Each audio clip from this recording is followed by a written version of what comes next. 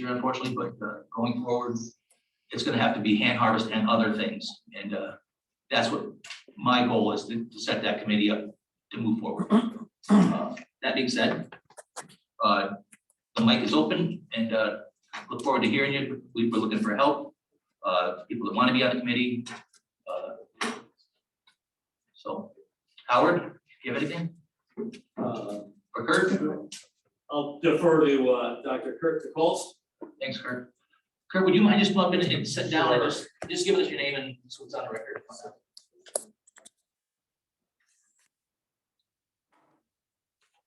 Kurt Polsey, I live on Campac Road here.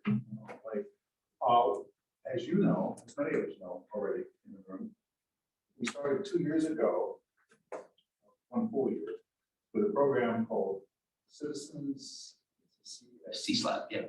Right. C-SLAP is the Yes. It's not citizen science, but anyway, statewide assessment program. Right.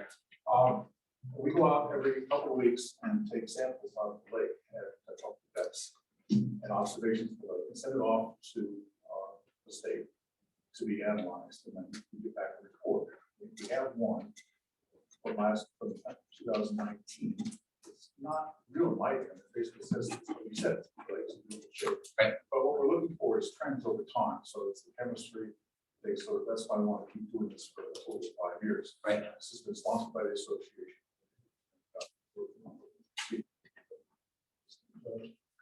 6 or so volunteers.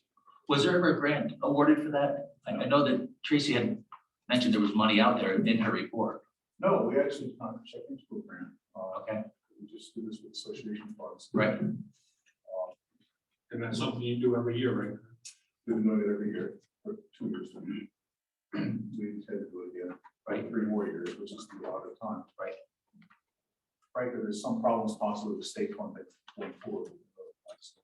Okay. They may cut back on fewer samplings every year. Have you noticed any change in visibility, phosphorus levels, No. chlorophyll levels? The lake is a little clearer than it was from 2001. I think that was the last time it was tested before this current sequence.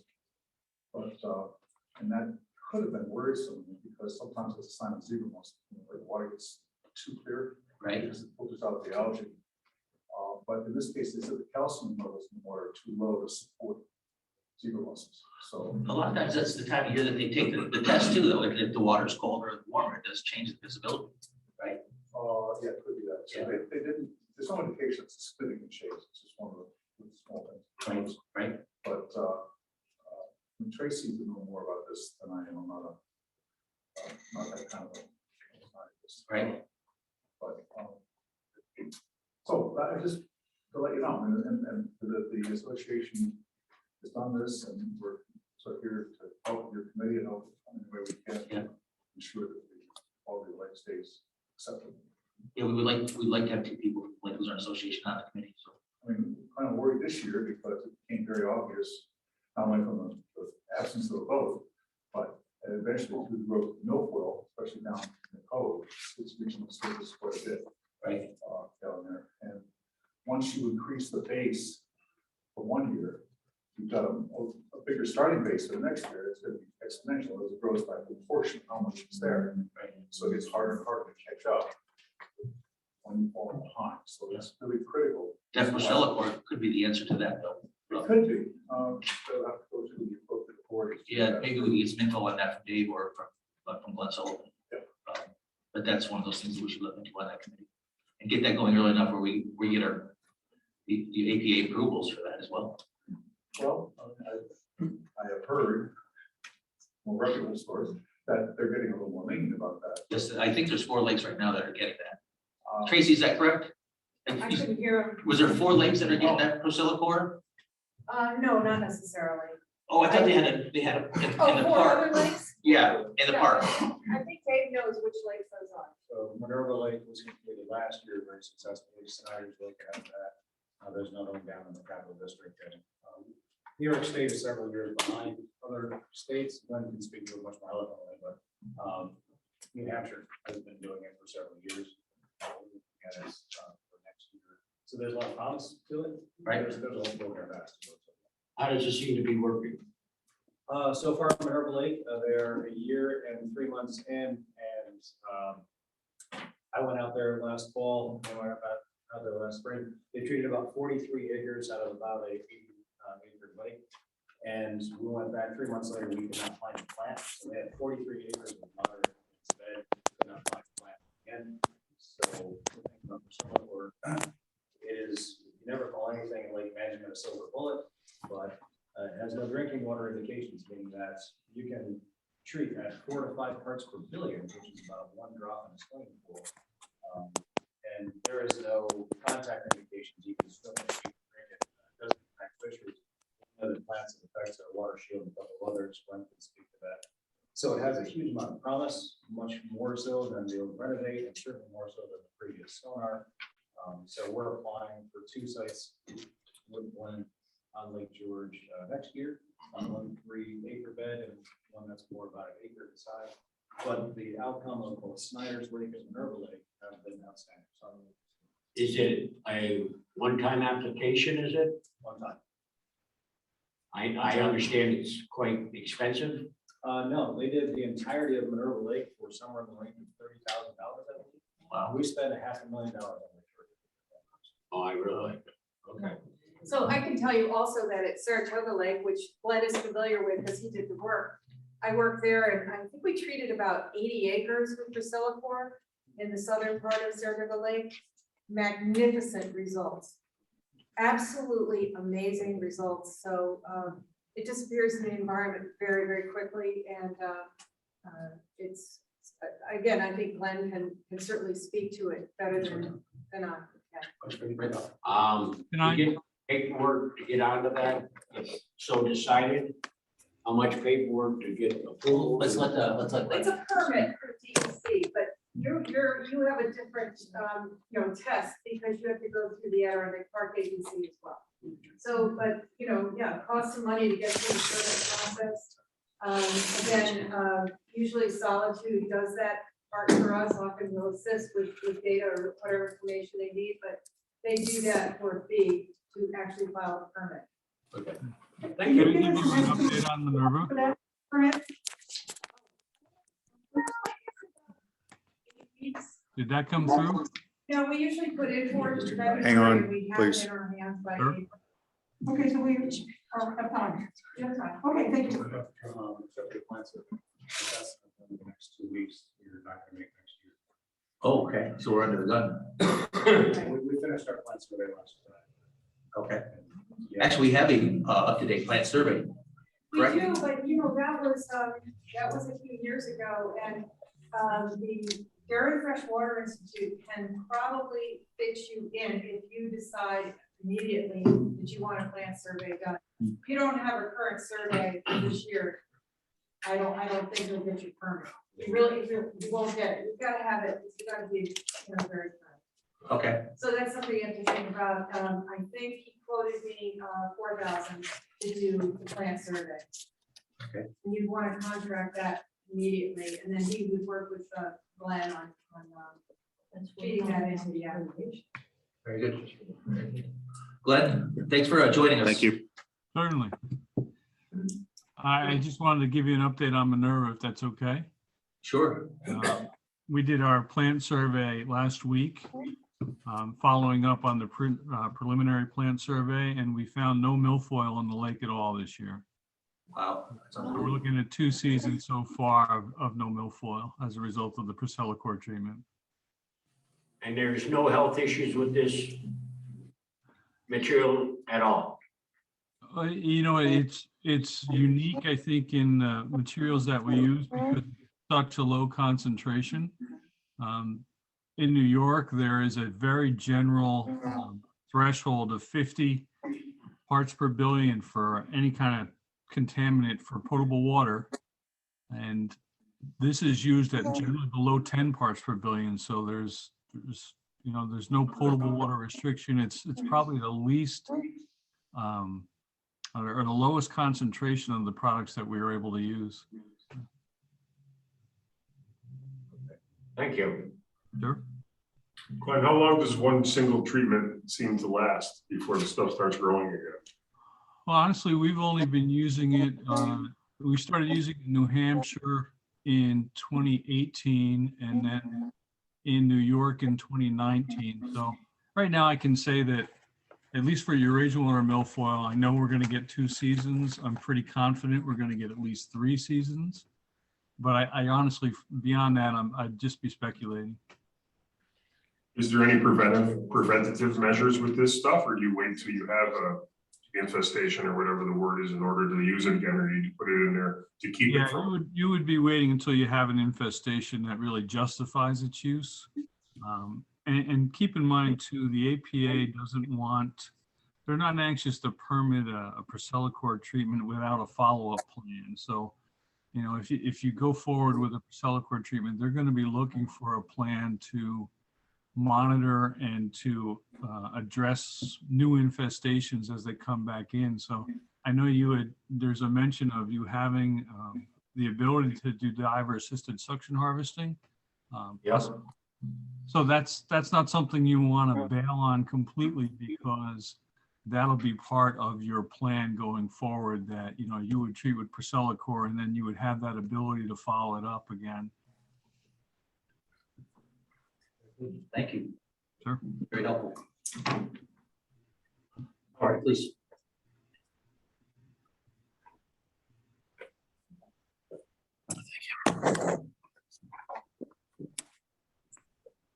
Thank you. Howard Schaefer, Vice President of the Lake Luzerne Association. For those of us who've been working on a healthy lake for going on 20, 25 plus years, we're encouraged by the momentum that's gathered at this point. The fact that there's 30 people plus at our meeting, the fact that a number of both year-round and seasonal residents are coming together on this cause, the fact that business people are finally realizing that the economic health of our town in great part depends on our lake. So it's a good thing.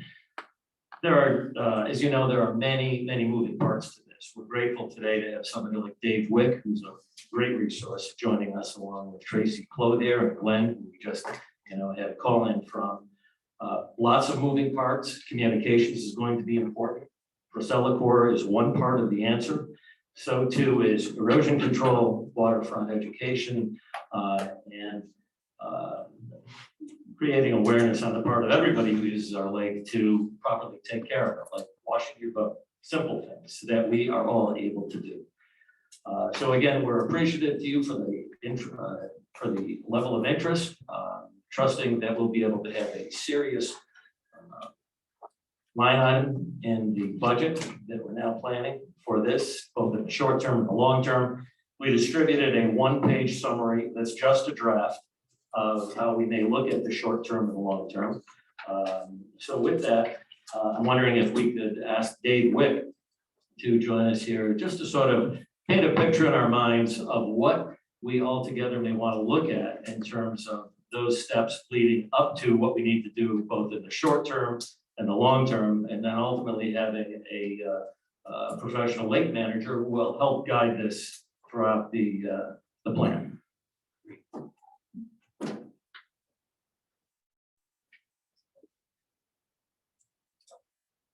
So thanks for having me here tonight. I thought there was gonna be like 4 people around the table. Thanks, Dave. It's interesting, looking at this background. And I spent a lot of time with Howard and the crew back in the day. It turns out it was 20 years ago that, my goodness, that we started in 1997. So we did, at soil, I was the director of soil and water for 20 years before I moved here.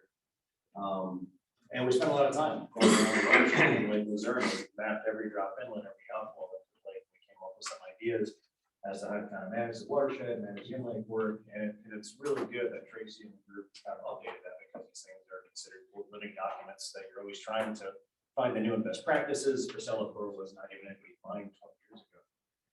So Howard asked if I would just talk a little bit for a few minutes about the different kind of managers that are out there working on lakes. Anyone ranging from Tracy Clothier to Larry Eichler to Guy Middleton up at Saranac, like Upper Saranac, that is the guy's job, that's what he does for a living. Steve Lemaire did Spoon Lake for many, many years before he passed. You know, when I was talking to Howard only for just maybe a couple of minutes before tonight's meeting, I didn't have a lot of prep. But I think the idea was that, you know, kind of like Luzerne is serious about protecting Lake Luzerne and taking a look at the different opportunities to, you know, maybe currently address the most pressing issue that seems to be raised before, but also to protect it for the long term. As some people in the room may realize, Lake George just experienced its first harmful algae bloom in its history. Right? So this was November 7th of last year. Lake George is arguably one of the most pristine large lakes in the country, and we got our first bloom, right? So that is going to be on everybody's radar pretty soon. How do we avoid that? Because right now, Cuba Lake is completely green. Lake Champlain green, Chautauqua Lake completely green. Not allowed to boat, not allowed to swim, not allowed to fish, anything. These are massive lakes. So that's concerning to all of us, of course. And we're over. So things like this are extremely important. And it's wonderful to see a turnout this large for people that are interested in protecting your resources. Your old Channel Lakes is beautiful. So just very quickly on the ideas of staffing somebody that can take some work with you guys long term. There's the standard models, of course, of hiring somebody outright, whether that's full-time or part-time, benefits or no benefits. You guys know that, you know, better than I do. The other one is the contract position. So if you were to contract with somebody like a Tracy Cloutier or Larry Eichler or someone else that has the knowledge and skills, and then you develop a work plan for them. You wouldn't develop their schedule of work. You couldn't tell them you're working before, but you'd sit down with your guiding committee, I think that you're working on creating, and you'd say, these are the things that are most important to us at the town of Luzerne. We want these some things advanced over the next year. What's the scope of work? What would that take? Say it take about 400 hours of time. I bill out at $50 an hour. Here's our budget, and we move forward on that. Great thing about the contract positions is you don't have workman's comp, you don't have unemployment or any of that stuff. And so what we see kind of in the lake management world is that's more of the model than the larger lakes that seem to have one dedicated individual that's kind of on salary doing those types of things. Not to say there aren't those lakes, but they're all much bigger than Lake Luzerne, whether it's on Seagull Lake or Canandaigua Lake. But I'm not sure that's exactly feasible for you folks, just because it's just a small water body right now. So I guess, you know, I was kind of thinking we were just going to kick around a few ideas and get you off on your track, but I'd be happy to talk about any thoughts that you might have or answer any questions that you might have. We can talk about those well as long as you like, or harmful algae moves or whatever you want. So I'm here to chat with you, or I'm happy to go sit back. Thank you. I wanted to ask you, David, how important do you think it is to really keep a monitor of all the tributaries to Great Lake Luzerne? As Dan alluded to earlier, there's a whole chain of lakes that are flowing into Luzerne. So have we done anything, or do you think we should do anything with, you know, 4th, 2nd, 3rd, and all the other lakes that kind of feed into our main concern? I can't speak to Tracy's newest effort with you guys, but back in the day, we looked at the main inlet to Lake Luzerne just to make sure that the nutrient level wasn't exceeding the ambient nutrient level in Lake Luzerne. And they were very close, which was great. So the quality of water coming from Second Lake all the way down through was very equitable at the time, and I think it's still the case. Second Lake, Lake Monero Forest Lake, none of those had any invasive species. The only one that had anything at the time was Lake Luzerne, and that was just milfoil. Somebody mentioned maybe have a couple others. I haven't heard that. That would be unfortunate, but it is important. So I don't know. Lake, because there wouldn't be much coming from the other kind of wetland area. But if that's a part of the program, it should definitely be important. Getting back into sea slap, I'm not sure how long the lake has been out. I'm a little out of the Lake Luzerne loop, I apologize. I used to be in sea slap, and it's one of the most cost-effective things that you can do. And DEC essentially largely subsidizes the cost of doing so. You just need some volunteers. Turnout here. It seems like you have plenty of people that would be willing to do that. The Georgia Association runs the sea slap program for Lake George. Kristen Wild would be thrilled to come over here and train anybody if you guys haven't done it in a while. DEC will come up and help as well. There's so many resources that you have in Warren County. Warren County Soil and Water. Bob Baumgart has been 40 years in this business, and they have any individual plant in that lake. He did our plant survey for us, Park Commission, on the county. So there's a lot of good people you have in the area that can really kind of sit down with you and help move this forward. Very good. So there was studies of the water coming into the lakes Yeah. a number of years ago. I think Tracy could probably And I believe Tracy put that in her, Yeah. her summary on her lake management plan. which makes me feel a little bit better, because that was always one of my questions. I know we've got a number of runoffs up in that just through normal runoff into the lake coming down up in that area, because the way the pitch of the road is, not even through culverts or anything in that area. Yeah. I have a runoff from the streets at the end of my road that goes into the lake. And knowing about fertilizers and things of this sort, which is another contributory of taking care of it. If we wanted to get into that type of situations, go into, checking into that specific thing to stop at least that part of it. Going in which direction would we have to go to get started on something? Actually, that's in Tracy's report. There's 2 parts at 9N that are going into the lake as well. She's urged us to call Warren County Soil and have them look at. I'm not sure that it's ever been done, but it will be done. Yeah. Warren County Soil and Water is very good at obtaining grants for exactly that kind of stuff. I did it for 20 years. And we identified a lot of the outfalls that we're looking at right here. And I think that would be a great partnership with Warren County Soil and Water. It's what they do for a living. Is it normal for a lake manager to head up the educational program? Is that frequently in their scope? It is in a few of the lakes that I know. When McIntyre had Montego Lake, that was before they put in place their septic inspection program. His job for about 6 months was to educate people on the issues of septic as it relates to water quality, just so it wasn't all of a sudden a shock that everybody had their septic inspected. And Lynn was very good at what he did. So yeah, it's not apart from that. If you have a highly technical person without a really good demeanor educationally, maybe you want to contract that out for somebody else. But the folks that I know are all very good at kind of scoping all the way from the technical to the educational side.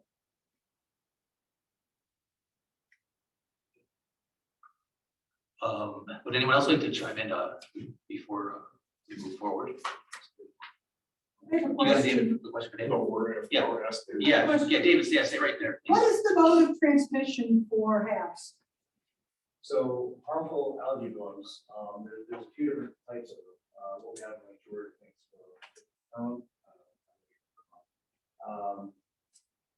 the harmful algae blooms that we have are cyanobacteria. Cyanobacteria have been around since all times at very low levels, and only in recent times we're starting to get warming trends in lakes, and we're seeing more anthropogenic inputs, human-induced inputs of phosphorus, nitrogen, fertilizers, erosion, phosphorus. So phosphorus is the limiting nutrient, right? So the more phosphorus you have, the more algae growth.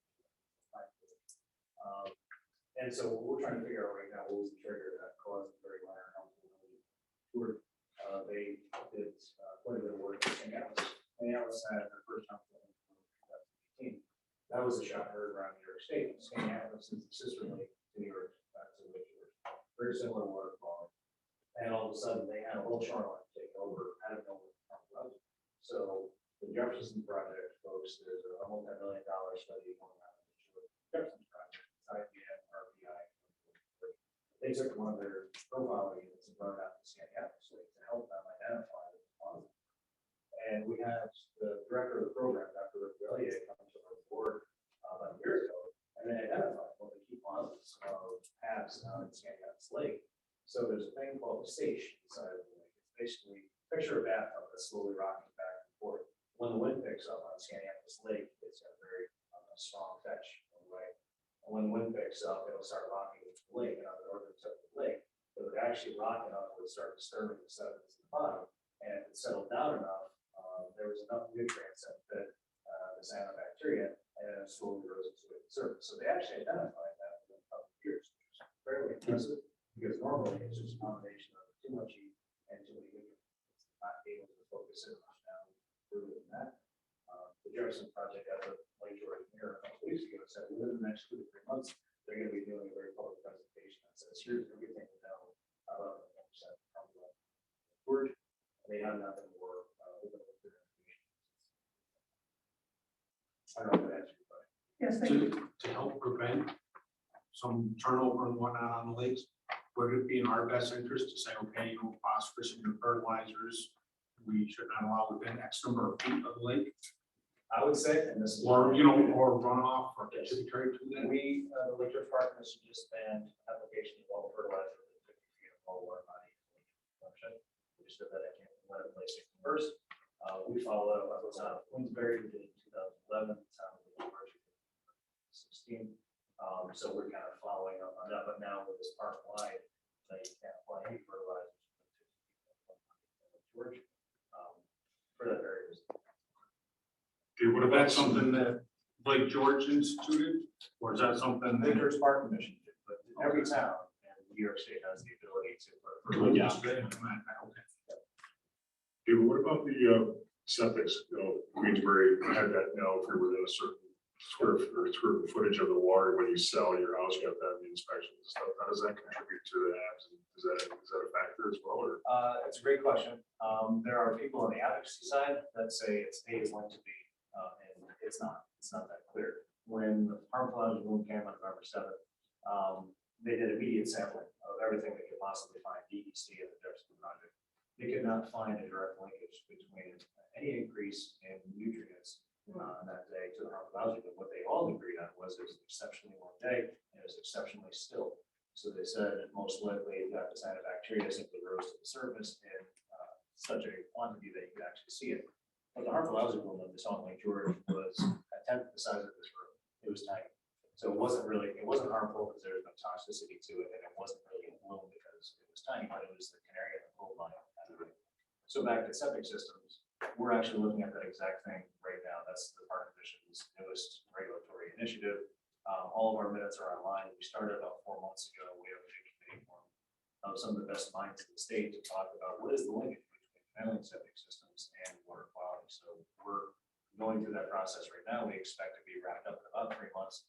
And then my board, much like you guys, are going to make the decision.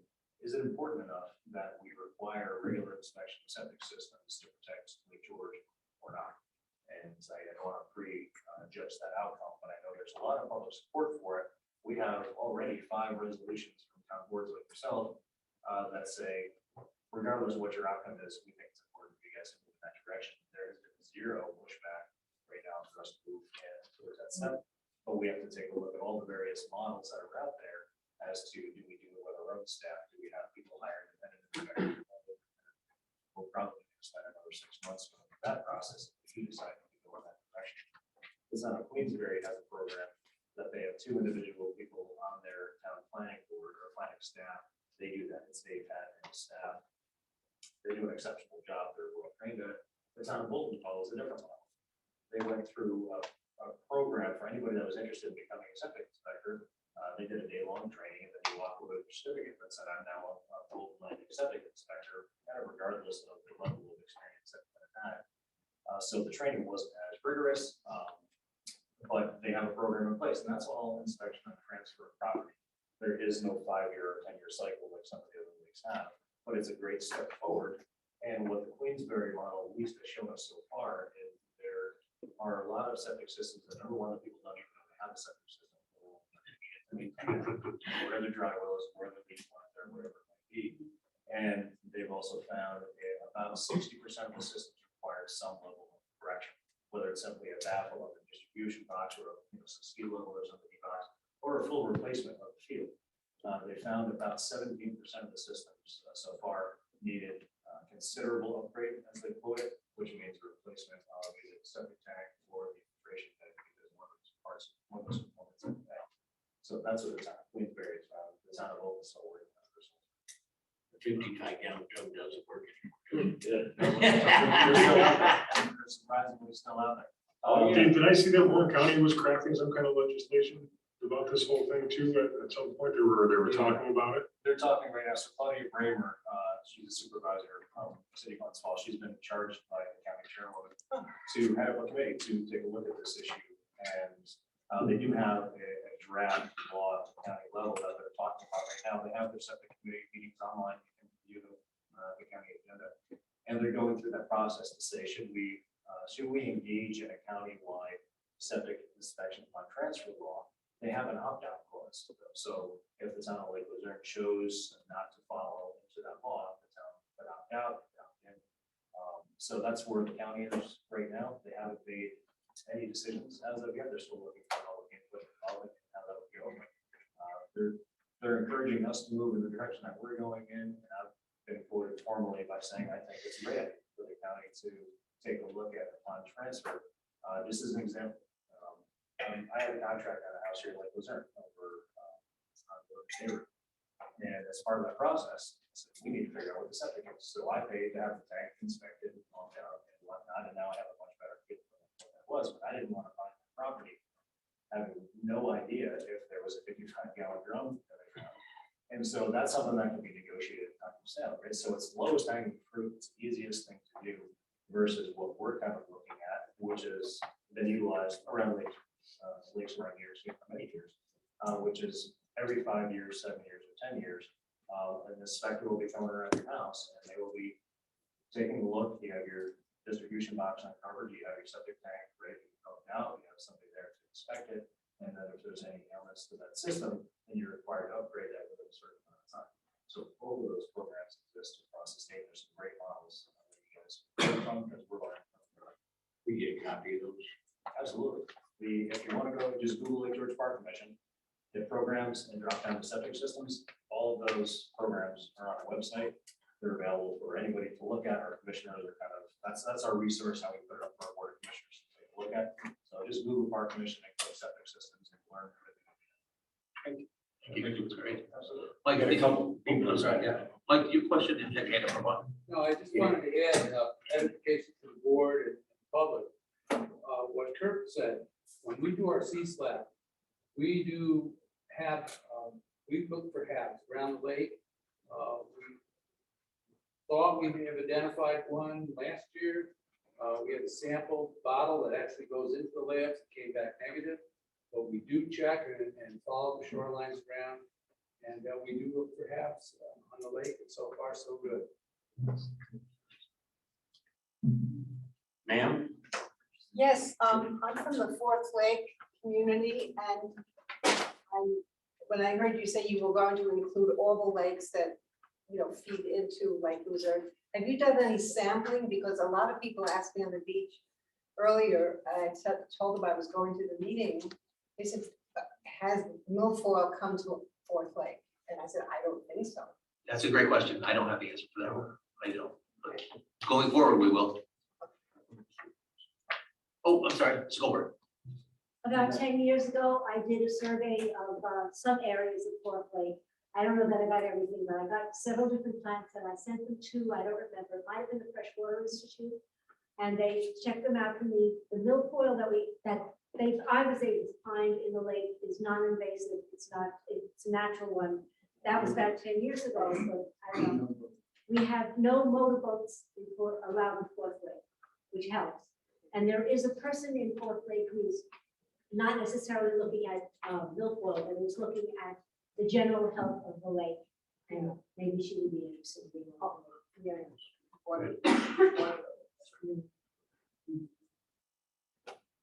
Yeah, if you go with the Priscilla core solution, is it recommended that be combined with the continued harvesting? Does that have to continue the harvesting? To get the permit from the IRA Park Agency, we will is going to require you to plan in place, as I mentioned. You're gonna do a Priscilla core treatment, and then you're gonna have to follow plant surveys. And if any plants come back, you're gonna have to have a plan for those control at that time, so you're not just dumping kind of what they're coming.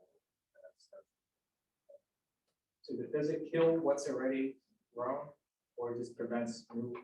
No, it absolutely kills what's in the water column. And the whole idea is that, so what Priscilla core is, it's an aquatic herbicide, but it's a growth hormone. So what it does is it causes the plant to grow too fast and it literally blows apart. And my understanding of it, I'm not a plant expert, is that it does get down into the root. And so if you simply pull the top off of a milfoil plant, you're just following along because the root is everything. So it has to get down into the root, and it does get down the root, kills it. But it also has seeds. So like any plant has seeds, and they can be viable for a while. So when you say you've got rid of every plant in the lake, why does this continue to come back? Well, there's still seed stock and there's still root ball that hadn't quite completely protected itself from the grow. So now that's why the Enter Park Agency says, regardless of whatever the treatment method is, you're going to get something coming back at some point, and you need that plan in place for that, because they're not simply.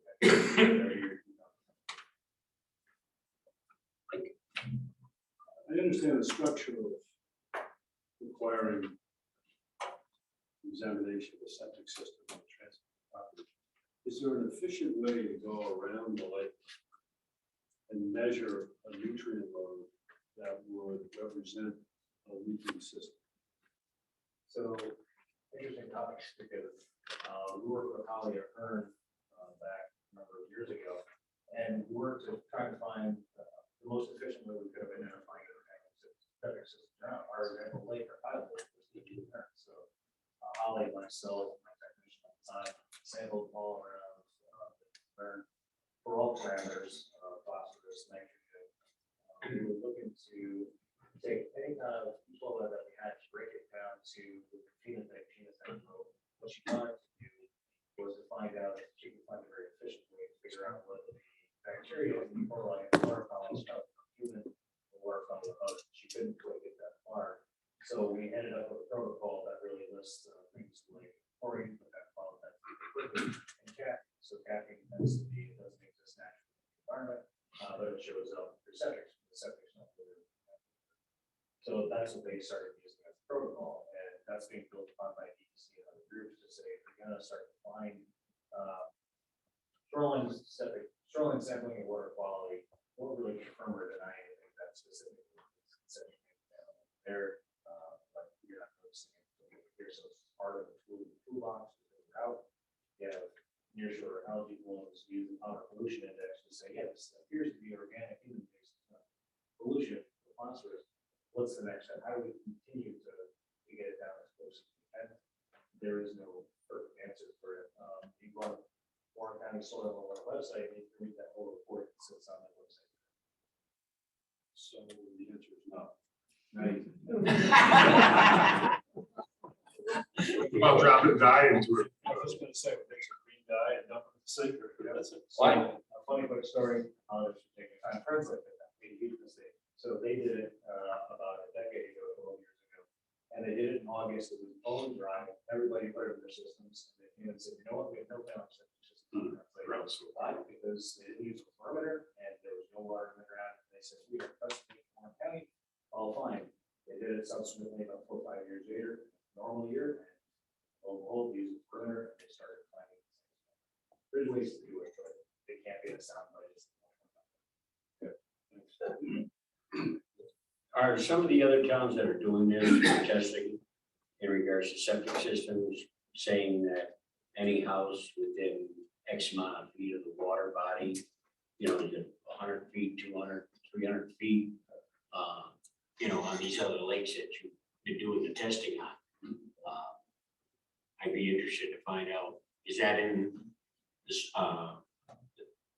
the website? Yep, so if you look on our website, you're gonna see there's one that says septic inspection programs across New York State. And you're gonna come up to a spreadsheet that's gonna list about 15 lakes and how far from the shoreline they include in the program, how often they require the inspections, 5 years, 7 year, 10 year, who the program manager is, what the phone number is, so you can reach out to any of these folks and talk about it. Is it just the lake or is it the water? It is a certain distance from the shoreline itself in most cases.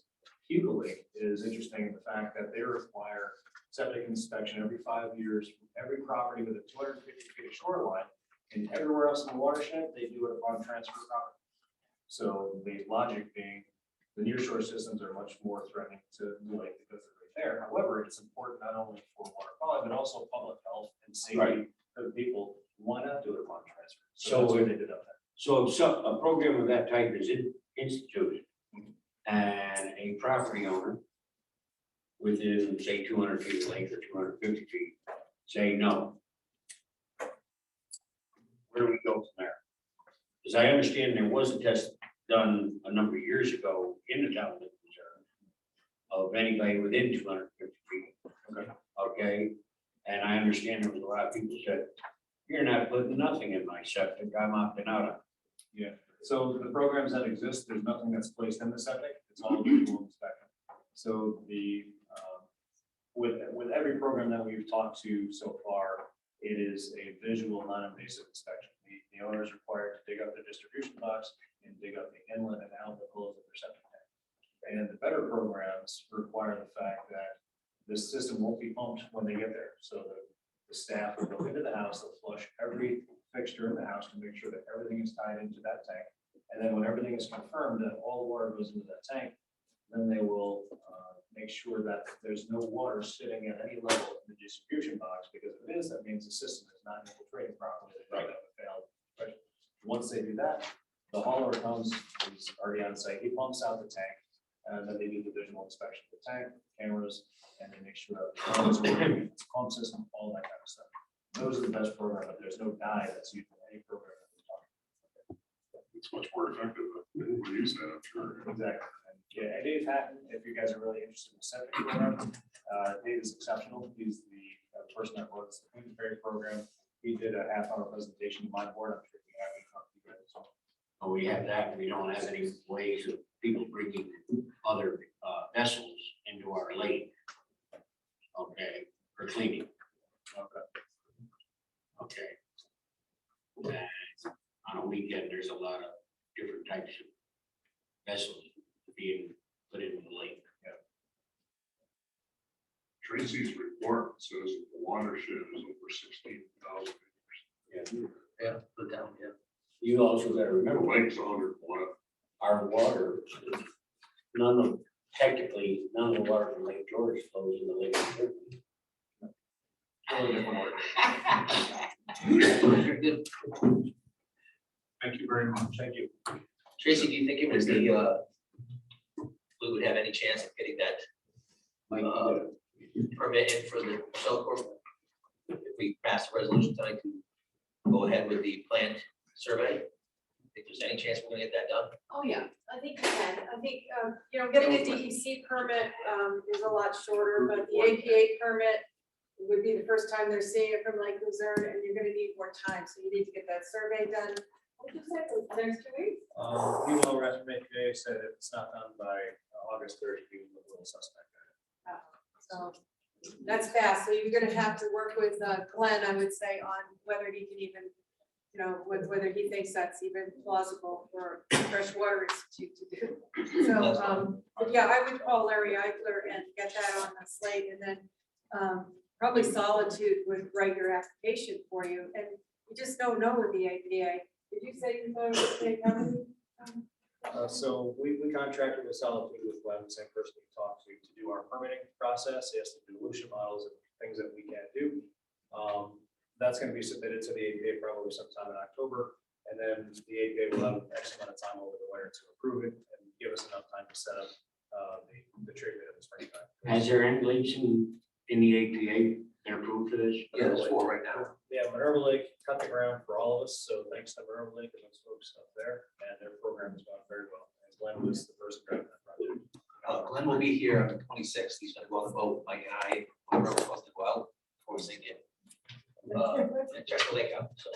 Sounds like at the same time, you gotta figure out the plugging strategy. Well, we'll know more once the comptroller gets back to us. The boat can go back in the water, possibly if everything's cleared. Because even with the pesticide, That's part of the program. Yeah. but it doesn't sound like it matters if you hustle and got somebody in there to do it now. If you're gonna pesticide, you're gonna kill everything anyways. Well, we're part of the program to get approval for pesticides, I'll let Dave talk. It's the follow up. Right. This year, probably too late, for what we're just told. Because the best time to harvest those plants is in its infancy, when they're young. Not at the end, they're dry. So, right, so now we gotta be proactive for next year, instead of procrastinating, waiting until, April to do something. About 20 some odd years ago, we got the approval. South end. That treatment extremely well. It worked. I think that's what you've seen, it didn't work. Part of that whole process, the APA you see was the hand harvesting component follow-up. Frankly, the hand harvesting, what would you call the success of that? I throw that number out to everybody. I would say it's 10% effective. Maybe. So So when they maybe did chase our that, tail on that, really. when they did it early this spring, which is when you're supposed to do it, plants are just coming up. I think it's very exciting that we can move forward, get that survey done of the plants, and then move the contract for the hand harvesting suction. I mean, those guys worked awfully hard, but, it looked to me like they were shoveling sand against the guy. How about the muck situation in the cove? I don't know if this will help that, because the ground is coming up. And you could practically walk across the levels go down. So at some point, put on the radar, dredging that South Cove may become a necessary component to keep those houses waterfront. Because that cove is filling in pretty severely with just. I think that would really be helpful once we hire a lake manager on with us. Yeah. You know, that someone If can we help go us to with that. dredging, there's a 7.5 horsepower motor in that lake that belongs to my buddy that we dropped in. Okay, approximately back in the mid-60s. And we took divers down there, probing sticks, and we never found the bottom in that area. Art, you have anything to add? So not in particular now. I mean, everything that's being discussed is great. Obviously, there needs to be a comprehensive plan. It was 13 years ago, before even the renovate application, that the town had authorized an aquatic conservation task force. It was back in 2008, and the presentation that we made to the board back then suggested basically 5 things, one of which was hiring a lake manager to run a program, setting up at least a 5-year plan, a rolling 5-year plan, so that we weren't worried about what was going to happen next year. We already knew what was going to happen, and there was redundancies built into the system. And one of the other things that we really haven't talked about at all tonight, which we've sort of talked about a little bit with the septic systems, because that's a great thing. And we've talked about it a little bit with the fertilizer and the lakefront properties, but a lot of it also has to do with lakeside construction, clearing, vegetation, because that all gets to the erosion, which Dave was talking about before with runoff and sediment, things being pulled down. So all of those, and those are really areas where the town is going to have to necessarily come into play with zoning and everything else and enforcement, because that's one of the things that every lakefront owner knows in any of the town's lakes is you really don't want the neighbors to have to be ratting on each other, because that's not going to work. Right. So in order to make the plan work, there needs to be some enforcement, on active enforcement on the part of the town. But again, that can be developed later on with the task force or whatever. But it's not with a bit of irony that we're sitting here without a bit of irony, I should say, that we're sitting here tonight, 13 years after that plan was presented to the town. We're talking about exactly the same things all over again. We were the first lake in the Adirondack Park that got an application put through, all on volunteer effort, no paid professionals, to get the renovate application through. And we're basically back to step 1 where we were back when we got the renovate application approved. And I will just emphasize that is, and Dave mentioned it, we knew it back then, and we know it now, is the APA is not going to allow anything to go through unless there is a sincere showing that we're doing this because we have to do it, but then after that, there's not going to be more chemicals. We're going to stay on top of this. We're going to do it.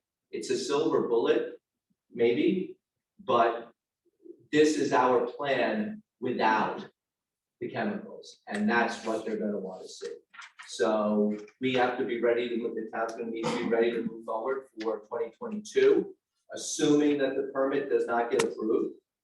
That's all going to need to be in place, and if it happens, great, then you roll your plan over, which hopefully the lake manager will be able to do if that person is put into place, or the task force can do it. But I just hope in another 13 years, we're not back here doing the same thing again with a whole bunch of different people, because some of the faces in this room are the same people that were here 13 years ago. But it's nice to see a lot more faces here now, and the sense of understanding of everybody that's sitting up there on the dais of how important this is to the entire region, because it is, and I'm very hopeful, given what I've seen here today. Plus, guys, too, I want to let you know, Jamie told me, she just told me we had 17 people on Zoom too, so that's a real nice turnout. So Yeah. it shows everybody that, this is very important, and we're not up here because we don't care, we do care, we will make some steps to make sure that we preserve our lake. That's what we need to do. And as residents of Lake Bernard, I'm not quite sure that there are any studies that have ever been on that lake. We've lived there, had the property there since 2003. Has that lake been included on any of these studies?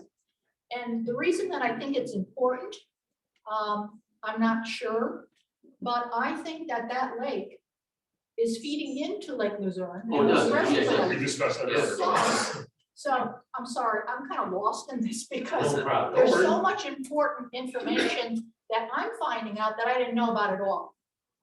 So I understand that Lake Luzerne though has had some things done to it. And I would like to say that maybe Lake Bernard should have had It some has things as well. done to it. It has that stuff.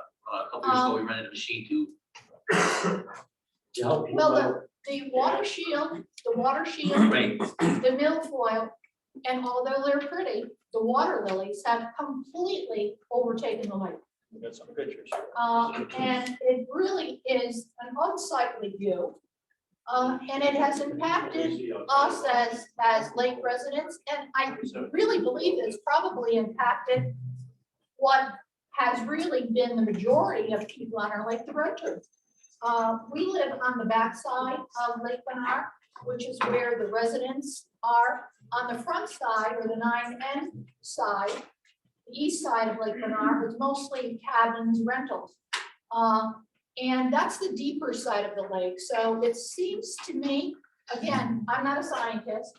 I know nothing about what any of the people have said here tonight, but it seems that that being the deeper end of the lake, the 9N side of the lake, there's not quite as much vegetation. Well, the milfoil only grows like 13 feet of water is max. Yeah. So from 3 to 13 feet it grows. After that, it doesn't grow in deep water. Right. Well, That's why you're not The seeing other it thing deeper is, ahead. the gentleman that was just speaking, can you shed a little light in regards to the difference in regards to what she is explaining, the lily pads and what they do for the lake? It's mostly water shield is what it is. the water shield has basically, there's two huge spots of water shield. And we were informed last year that there is milfoil. So if there's milfoil on our lake, there's gonna be milfoil on all the rest of the lakes, because our lake basically feeds into the rest of the lakes. Who informed you that you had no foil? That was- I can tell you for a fact we have it just by seeing it. Do you know what no foil looks like? Yes, I That was the do. supervisor came out. Okay. Yeah, he looked at it. Oh, Gene came out? He came out, looked at it and said it was no foil. Now, whether it's the invasive type, we have no idea. I So there's different. I types. don't know the varieties. And there's also weeds everywhere in the lake, even in the deepest part. We tried mowing that, what was it, 2 years ago? Yeah, it made it worse. It's actually Actually, worse. That was the problem. Yeah, Made it yeah. worse.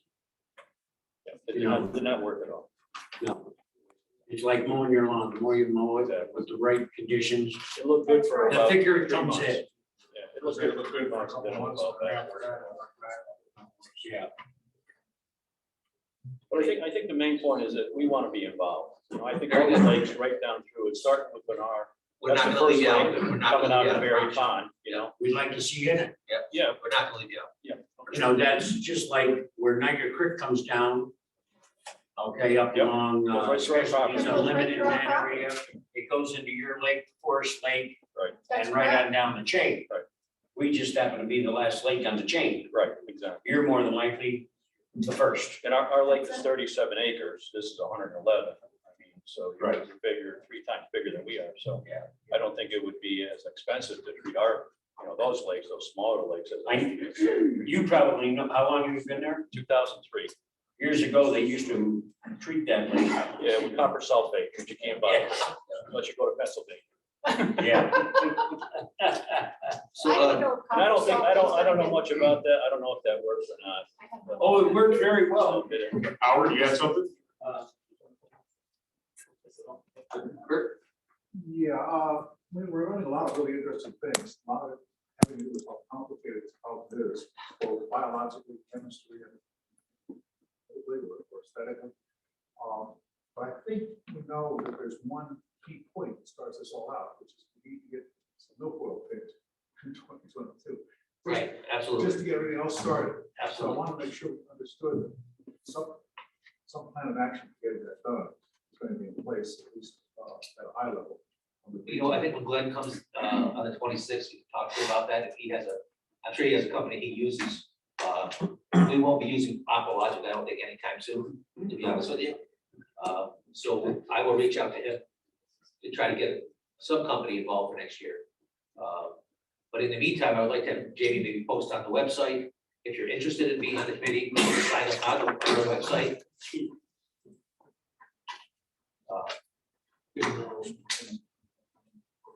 No, we would make a motion on that tonight. Howard? Time's ticking. As Tracy was referencing earlier, the time frame with the plant study along with the APA. Today is, we're in the middle of August 30th. Does it make sense that the town board would be able to make a resolution at this point? That's exactly what we're just talking about. We just make a motion, David, is that what we're gonna do, or what do you think? Well, from what I'm hearing, the plant survey is the most important component initially to get this done forthwith, to allow some entity to put together a plan. So first and foremost, I can create an emergency declaration that you can sign this week that will support that motion for the resolution to hire someone to do the plant survey. It's a professional service. You don't need to go out to bid, and given the emergent situation that we have as a result of the boat situation and Aqualogic canceling the contract, I think it's justified that you can move forward with that resolution. I also think you should make a motion. And I'm going on a limb here. I've heard Tracy's name come up a lot. Obviously, folks in this room think highly of her on many levels, and she's obviously someone with the best interest in the lake. I think maybe temporarily in short term, you can make a motion to hire her as a lake manager, and we can talk about funding. I was gonna ask you that. Does she have interest? Put her on the spot. You have interest in that, Tracy? You are putting me on the spot. Yeah, sure. I am interested in it. I am interested in it. There are parts of, as I look at, you know, the parts and pieces you're thinking about, I may bring somebody else on board. You know, he's worked with us. He knows the lake. He worked with me on this lake management report. And in some parts, you know, the septic initiative and the water quality, I would bring him on. That's not my total area of expertise, and you really need somebody like that. So I would hire him under my own contract to do that, just so you know, but yeah, I'd be interested in that. Between now and the agenda meeting, maybe we can actually talk about some of the overall terms of what you might want going forward into the next year. Okay. And the third component I would urge you to do is make a commitment to these folks tonight that you're going to create a budget line in the 2022 budget season coming up next month to fund this for the next 5 years. Application writer, in the respects of writing, who's gonna handle the writing of the application and that stuff? Application for what? What are we talking about? I'm talking about the budget going into Study next and year. things of this sort. I'm not following you. I lost you. I'm talking about committing to a budget line for next year. Okay, excuse me. No, what were you talking about? After we get the, what's the right word? Test on how much milfoil is there. Oh, I mean, after the map. who's gonna put the application together? After the survey is done, well, that would be something we'd have to sit down with Tracy to talk about how we go forward with that process. But I think it's important that you get that map, the plant survey done quickly, so that the APA can at least get an application sometime before the end of this year, so we could possibly use that for solar for And next that's year. exactly what I'm saying. Yeah. You do the survey. Right. Right after that, you're gonna want to do the application. Correct. Is that how it rolls, Dave? It is. We just finished our survey with contractors with Solitude to do our permitting process. Because there's some hydrology, some pollution models, all things that aren't normal Even in Tracy, in my world, that's not a normal thing for us to do, so we're contracting with Solid to do that for us. Was that the $4,000 cost was to prepare that application? That's, For the yes, plan service? we're paying Glenn $4,000 for Solitude to prepare our application to the IRS Park Agency for permit to put in for Solitude, correct? David, did they do your survey as well? No, we had our survey done with Bob Lombard, soil and water. Was that $4,000 too? He's gonna do? Bob Lombard, so soil and water has a flat rate that they charge for each individual staff person based on the state community rates. Bob, their rate currently is $48 an hour. Bob did the work. Bob did the 2 sites that we had in 2 days. We worked with Lee Rollrath to set up how many points we needed. So that's something, if you were to reach out to Jim Lieberman at Warren County Soil and Water, Jim knows Luzerne very well, probably what he knows. That would be possible in the short term. I know when I tried to get Glenn to do our survey, Glenn has so much work going on, he couldn't accommodate the short time frame. So we recommended Bob, and I actually hired that soil and water before I left. He's top notch, it's just a matter of time he has to do it. But I called Jim Lieber up at Soil and Water and saying, we're willing to pay the established rate for Mont to come do this work. If you give it a couple of weeks, Jim could give you that answer pretty quickly. Very good. Mike? Nope. Can I call an all in favor and make a motion second that you did? Yes. All in favor? Aye. Do you have a question? No. It was answered over here. Okay, thank you. Then you would need to make a motion to move forward with Tracy Clothier and a contract for plant management. I'll make that. I'll second. Just by way of background, it was, You want to do that? I'd like to call an all in favor. Aye. Opposed, carried. Yeah, Mike, sorry. Wait a minute, no, wait. a number of years ago, we had a line item in the budget. What are we thinking about here? Because what I see is if the Porcella thing goes through, plus another couple of surveys and those kinds of things, that number is what? It's gonna be up there. What is that? Probably 100 grand. Well, you're looking for a 5-year commitment, right?